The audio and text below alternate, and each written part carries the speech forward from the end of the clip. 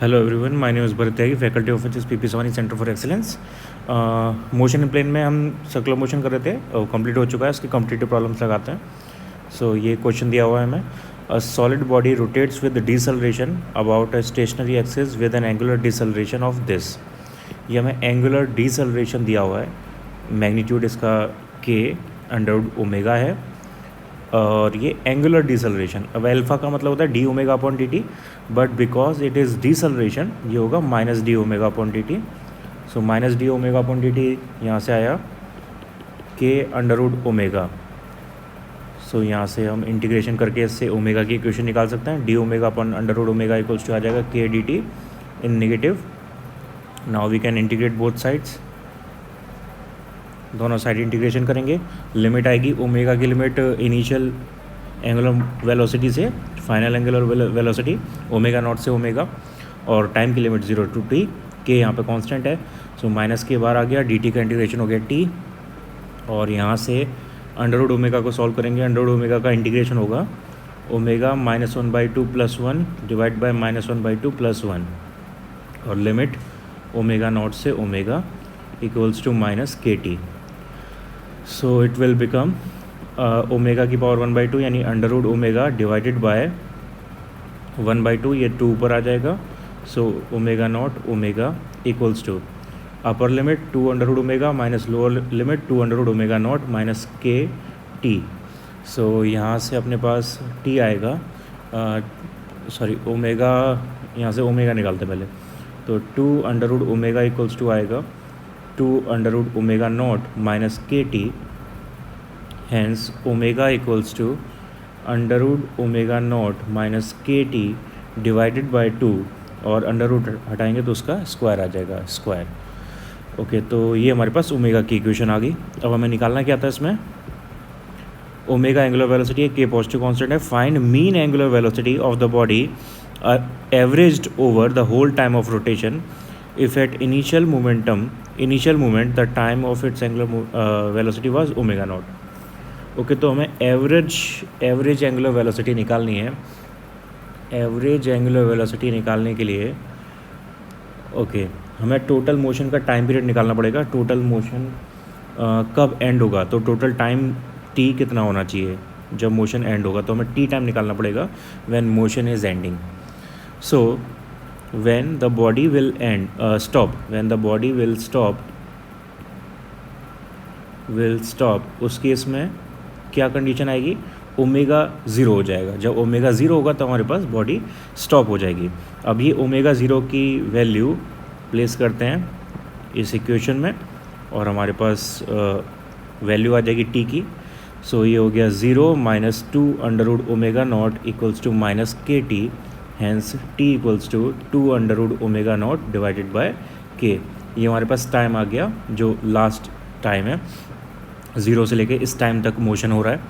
अब हमें average velocity निकालनी है। Average angular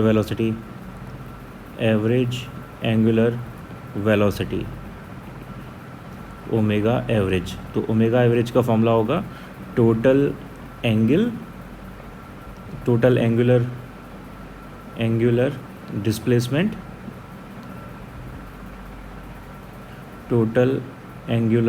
displacement divided by total time. Okay, तो टोटल एंगुलर डिस्प्लेसमेंट हम कैसे निकालेंगे, ओमेगा का फॉर्मूला होता है D theta upon D t, और हमें डी थीटा टोटल निकालना है, तो ये थीटा इक्वल्स हो जाएगा integration omega d t. So total displacement आ जाएगा ये integration omega d t divided by total time होगा इंटीग्रेशन डी टी। इन दोनों को सॉल्व करना है, और लिमिट हमारे पास दोनों के इसमें 0 to t ऑब्वियसली है। आगे सॉल्व करते हैं इसे। सो इसके बाद अपने पास आएगा ओमेगा की वैल्यू लगा देते हैं। ओमेगा की वैल्यू हमने ये निकाली हुई है। सो ओमेगा की वैल्यू हमारे पास आ चुकी है already, under root omega naught minus के t divide by 2 whole square d t divided by integration d t. तो इंटीग्रेशन डी टी का मतलब टी हो गया सिर्फ। ओके, और ये 0 to t। अब इसको सॉल्व करना है, तो इसको आपको होमवर्क में सॉल्व करना है। इसको होमवर्क में सॉल्व करो पूरा कंप्लीट, और इसका आंसर मैच करना है। इसका आंसर आना चाहिए ओमेगा नॉट बाई 3। पूरा सॉल्व करके निकालना है। आंसर इसका ओमेगा नॉट बाई 3 आना चाहिए। सिर्फ ये इंटीग्रेशन यहाँ पे सिंपली सॉल्व करना है। यहाँ पे ओमेगा नॉट कांस्टेंट है, के कांस्टेंट है। ओके, इसको आप अपने आप सॉल्व करना बाद में। नेक्स्ट क्वेश्चन ट्राई करते हैं। In next question we are given the speed v of a particle moving in a circular radius of r varies with distance s as v equals to ks। तो हमें v और displacement का relation दिया हुआ है, where k is positive constant. Calculate total acceleration of the particle. Total acceleration में particle की निकालनी है। So centripetal acceleration we know that formula होता है v² डिवाइडेड बाय r। यहाँ पे v की वैल्यू दी हुई है हमें ks, तो ये हो गया k² s² divide by r। ये क्वेश्चन नंबर 1। ये हमारे पास सेंट्रिपिटल एक्सेलरेशन आ गई। और टेंजेंशियल एक्सेलरेशन का फॉर्मूला होता है dv डिवाइड बाय dt, और v हमें दिया हुआ है ks। सो ये हो गया k बाहर आ गया, कांस्टेंट है, ds upon dt, and ds upon dt is what v। So ds upon dt v होता है, तो ये हो गया k इंटू वी, और v इक्वल्स टू दिया हुआ है ks अगेन। सो ये हो जाएगा k²s। ये क्वेश्चन नंबर आ गई 2। अब इन दोनों को सॉल्व कर लेते हैं। Net acceleration equals to under root ac² plus at²। दोनों की वैल्यू प्लेस करो, सॉल्व करो इसे। होमवर्क में सॉल्व करना, मैं आंसर डायरेक्ट लिख देता हूँ। इसका आंसर आना चाहिए k²s √1 plus s² upon r²। इसको सॉल्व करना और ये आंसर प्रूव करना है, ठीक है। ये आंसर इसका प्रूव करना है। ये क्वेश्चन नंबर 4 हो गया। Next question number 5। A particle p moves along a circle of radius r so that its radius vector r vector relative to point O at the circumference rotates with constant angular velocity omega. Okay. Find the magnitude of velocity of the particle and the direction of its total acceleration. Okay, तो question बोल रहा है कि एक particle p है जो circle पे move कर रहा है, रेडियस सर्कल की कैपिटल r है, so that such that its radius vector r vector relative two point O। एक पॉइंट है O जिससे radius vector r vector at the circumference rotate with constant angular velocity. तो एक point P का जो angular velocity है about point O, point P का angular velocity about point O is constant, ये बोला हुआ है। Find the magnitude of velocity of the particle and the direction of its total acceleration. तो हमें वेलोसिटी और टोटल एक्सेलरेशन फाइंड आउट करनी है। तो पहले तो इसका डायग्राम ड्रॉ करने की कोशिश करते हैं। तो ये सपोज अपने पास सर्कल है,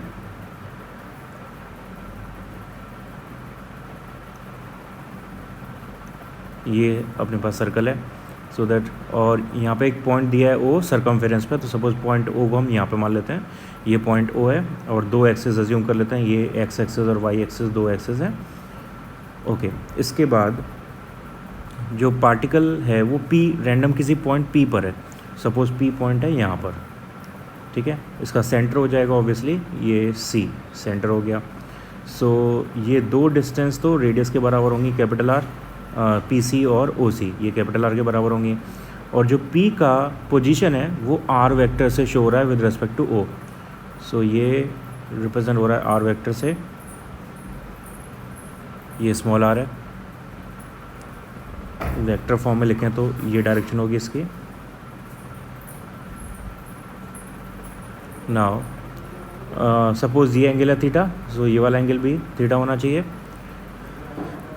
ये डायग्राम हो जाएगा हमारे पास। अब इसमें बोला हुआ है दैट P पॉइंट का जो एंगुलर वेलोसिटी है about point O is constant, ये कांस्टेंट बना हुआ है। तो उस केस में वेलोसिटी एंड एक्सेलरेशन क्या होगी ये हमें निकालना है।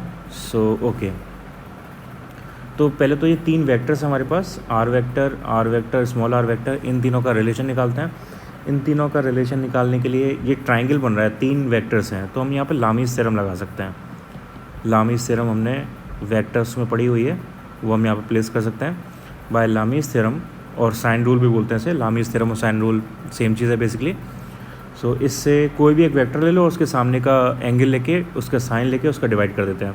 तो लामीज़ थ्योरम का बेसिकली फॉर्मूला होता है A upon sine theta, A upon sine A, B upon sine B, C upon sine C। इसका मतलब है A कोई वेक्टर लिया हमने, उसके सामने का एंगल A, स्मॉल a, तो उसको ऐसे रिलेशन में लिख देंगे, ये कांस्टेंट होता है, A इक्वल होते हैं।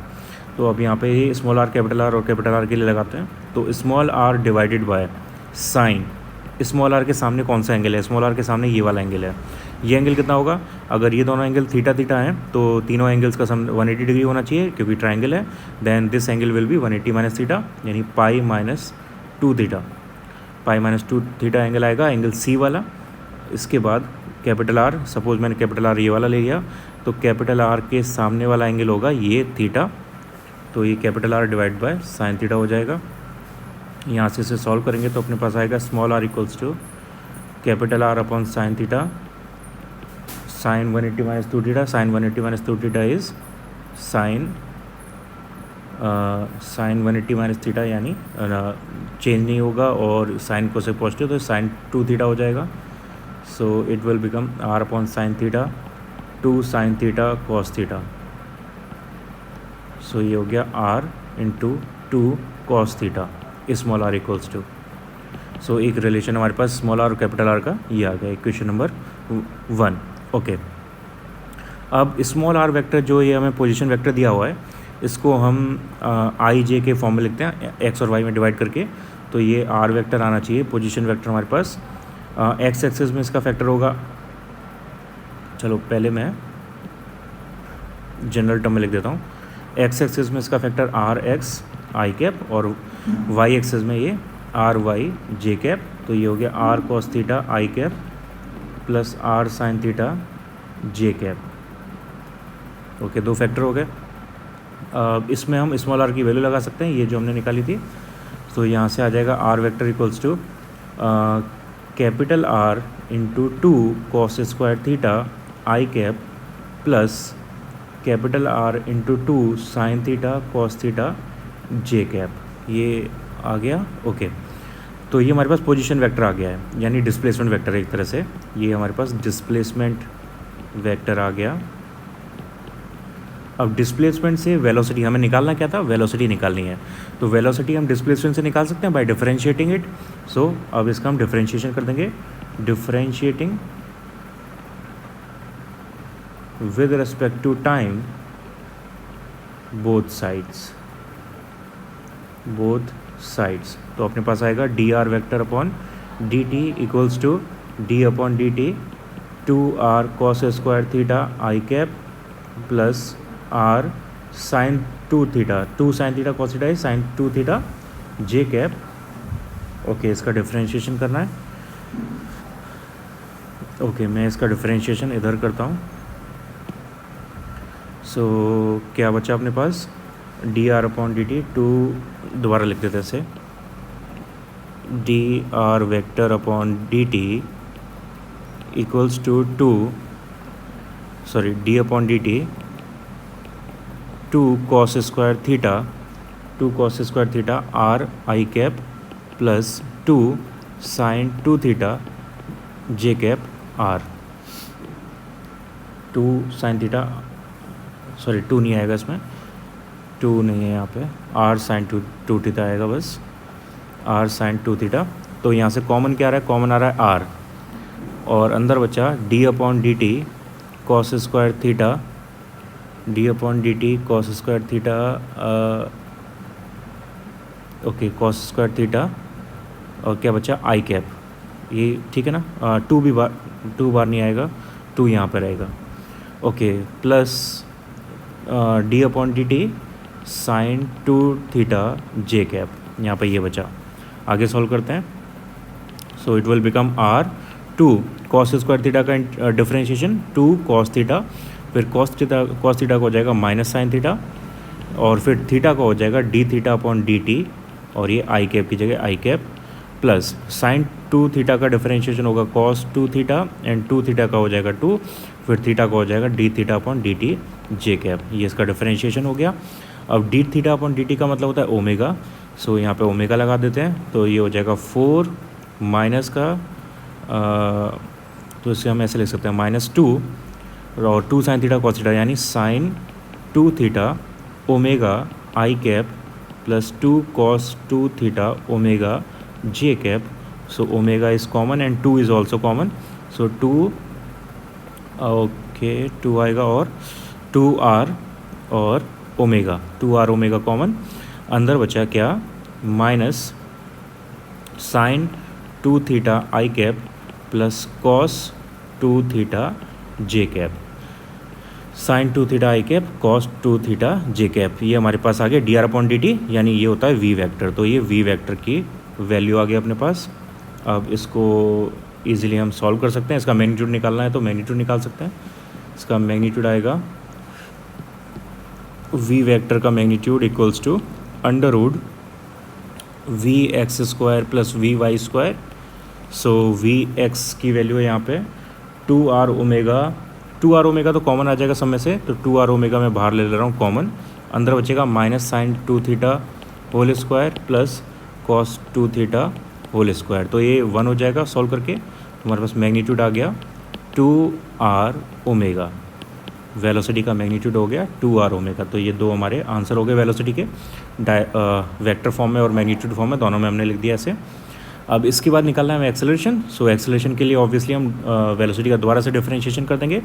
सो इसको मैं इक्वेशन नंबर 1 बोल देता हूँ सपोज, या 2 कौन सी चल रही थी, differentiating equation number 2 with respect to time again both sides. So ये हो जाएगा d v vector upon D t vector, और डी अपॉन डी टी ये 2r omega minus sine two theta आई cap plus cos two theta जे cap. So मैं इसको solve नहीं कर रहा, मैं इसको इतना ही छोड़ रहा हूँ, इसको सॉल्व करो खुद। और यहाँ से मैग्नीट्यूड निकालना है एक्सेलरेशन का। मैं आंसर लिख देता हूँ, आंसर आपको मैच करना है 4r ओमेगा स्क्वायर आंसर आना चाहिए इसका। तो पूरा ऐसे सॉल्व करके आगे ये मैच करो, होमवर्क है आपका, ये आगे कंप्लीट करना है। ओके, तो ये क्वेश्चन हमारा यहाँ पे कंप्लीट हो गया। नेक्स्ट क्वेश्चन देखते हैं। Next question is the speed of a particle moving in circle of radius 2 metre varies with time as v equals to t square, where t is in second, v is in meter per second, radial tangential net acceleration at t equals to 2 second निकालना है। तो काफ़ी straight forward question है। हमें time दिया हुआ है, velocity दी हुई है, वेलोसिटी इज़ टी स्क्वायर, और टाइम हमें दिया हुआ है 2 सेकेंड, जहाँ पे हमें सारी एक्सेलरेशन निकालनी है। तो उस टाइम पर वेलोसिटी आ जाएगी, स्पीड आ जाएगी 2 स्क्वायर यानी 4 मीटर पर सेकेंड। तो उस टाइम पर हमारे पास वेलोसिटी या स्पीड हो गई 4 मीटर पर सेकेंड। अब सेंट्रीपिटल एक्सेलरेशन का फॉर्मूला होता है v square divided by r. So v square हमने निकाला 4, वी की वैल्यू 4, तो ये 4 स्क्वायर 16 हो गया। आर की वैल्यू क्वेश्चन में हमने 2 दी हुई है, तो ये आ गया हमारे पास 8 metre per second square centripetal acceleration. अब हमें निकालना है टेंजेंशियल एक्सेलरेशन। टेंजेंशियल एक्सेलरेशन का फॉर्मूला होता है d v upon D t. So it will become d t square upon D t, तो ये हो जाएगा 2t। अब t की वैल्यू 2 सेकेंड, तो 2 × 2 यानी 4 metre per second square, 4 metre per second square, equation number 3। तो हमारे पास सेंट्रीपिटल एक्सेलरेशन आ गई, और सेंट्रीपिटल एक्सेलरेशन को ही रेडियल एक्सेलरेशन बोलते हैं। तो ये हमारे पास रेडियल एक्सेलरेशन का आंसर है, और टेंजेंशियल एक्सेलरेशन का आंसर ये आ गया। अब नेट एक्सेलरेशन क्या होता है, basically under root a c square plus a t square. So ये हो जाएगा under root 8 square plus 4 square, 64 plus 16। So ये हो गया 70 80, अंडर रूट 80 मीटर पर सेकेंड स्क्वायर इसका आंसर।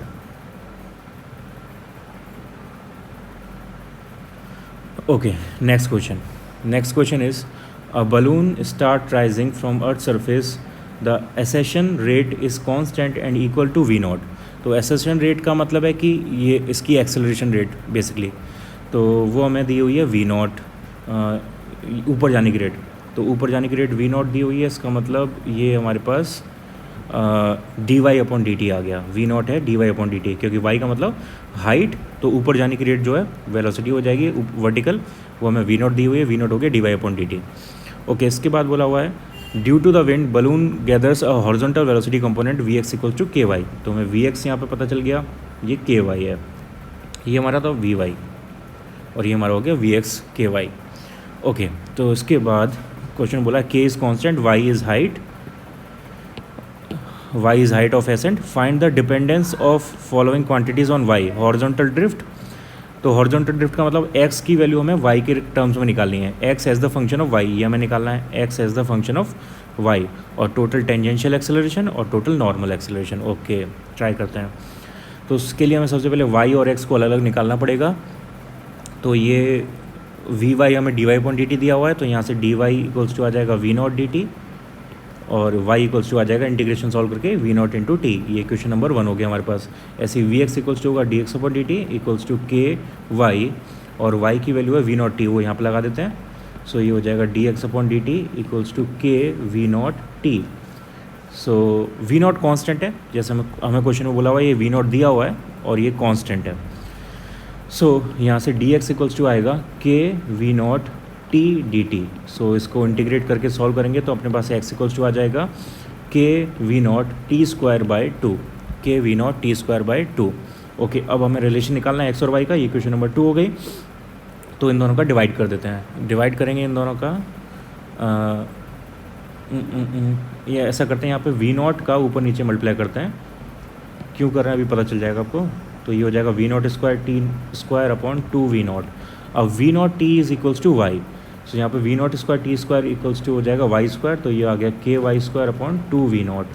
तो यहाँ से एक्स और वाई का रिलेशन आ गया, x equals to k y square upon two v not. ये हमारा पहला आंसर है।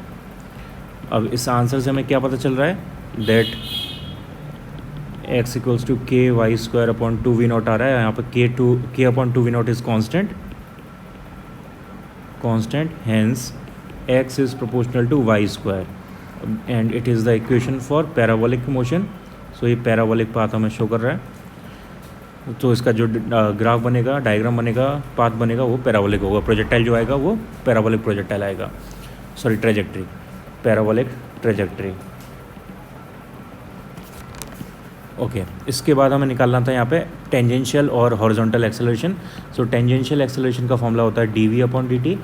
ये हमारे पास फर्स्ट पार्ट का आंसर है। अब हम सेकंड पार्ट कर रहे हैं। Tangential acceleration is d v upon D t, d v upon D t. Okay, तो अब इसके लिए हमें वी निकालना पड़ेगा। वी का फॉर्मूला होता है सेंट्रिपिटल, सॉरी वी का फॉर्मूला होता है हॉरिजॉन्टल यानी एक्स एक्सिस में स्पीड और वाई एक्सिस में speed. So v equals to under root x axis में स्पीड थी, एक्स एक्सिस में स्पीड कितनी थी, के वाई एक्स एक्सिस की स्पीड थी के वाई, तो के स्क्वायर वाई स्क्वायर हो गया और वी वाई दिया था हमें वी नॉट, तो ये वी नॉट स्क्वायर हो गया। तो यहाँ से ए टी इक्वल्स टू आ जाएगा डी अपॉन डी टी और under root k square y square plus v naught square, k square plus y square plus v naught square. Okay, इसका अब डिफरेंशिएशन सॉल्व करते हैं। ओके, डिफरेंशिएशन मैं आपके लिए छोड़ देता हूँ, खुद सॉल्व करना है इसे डिफरेंशिएशन को, होमवर्क है ये। यहाँ पे के कांस्टेंट है एंड वी नॉट कांस्टेंट है ऑब्वियसली, लेकिन वाई कांस्टेंट नहीं है, वाई का डिफरेंशिएशन होगा तो उसके रेस्पेक्ट में डिफरेंशिएशन करना है इसका और सॉल्व करके पूरा आंसर निकालना। मैं आंसर यहाँ पे लिख देता हूँ क्या आना चाहिए। यहाँ पे 80 का आंसर सॉल्व करके आएगा, 80 पूरा सॉल्व करके आएगा अपने पास। ए टोटल एक्सेलरेशन 80 सॉल्व करके आएगा k square y divided by 1/1 plus k square y square upon v naught square. ये हमारा 80 का आंसर आएगा सॉल्व करके। तो इसको होमवर्क में पूरा डिफरेंशिएट करके सॉल्व करना और ये प्रूव करना है, ये हमें यहाँ पे प्रूव करना है। ओके, इसके बाद थर्ड पार्ट में हमें निकाला था normal acceleration. Normal acceleration is basically radial या centripetal acceleration, radial and centripetal acceleration. तो ये हमें निकालना सेंट्रिपिटल एक्सेलरेशन। अब इसके लिए क्या करना होगा, ए स्क्वायर का फॉर्मूला होता है ए सेंट्रिपिटल या नॉर्मल, तो मैं एन लिख देता हूँ यहाँ पे, normal plus a tangential acceleration. So a normal acceleration equals to हो जाएगा यहाँ से a square minus a tangential square. So a n equals to under root a square minus a tangential square. अब इसमें ए टेंजेंशियल हमने ये निकाला हुआ है, ए टेंजेंशियल हमारे पास आया हुआ है ऑलरेडी, और ए नेट एक्सेलरेशन आएगी, a net acceleration basically d v upon D t, a net acceleration आएगी बेसिकली। ओके, एक सेकेंड, यहाँ पे हमसे एक मिस्टेक हो गई। ओके,